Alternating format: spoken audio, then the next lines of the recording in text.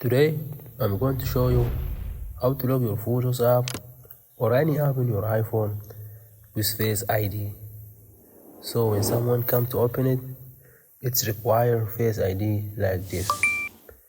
To do that, long press the photo app icon.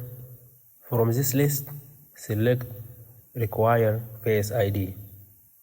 And then again, click require Face ID. Your phone will automatically scan your Face ID. If this window pop-up show, click done. And now, whenever you're going to open the photo app, it's going to ask you for Face ID. If you are the one holding the phone, the photo app will open automatically. But if someone else try to open the photo apps, then the Face ID will not gonna recognize him and show him try Face ID again, and the photo app will never gonna open. And when you show up and hold your phone and tap try Face ID, your photo app will open automatically like that.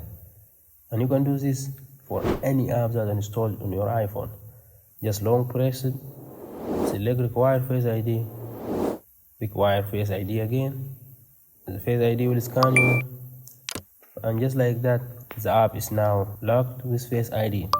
To disable it, just long press the app again and select don't require Face ID, and it will scan your face to disable the Face ID lock feature.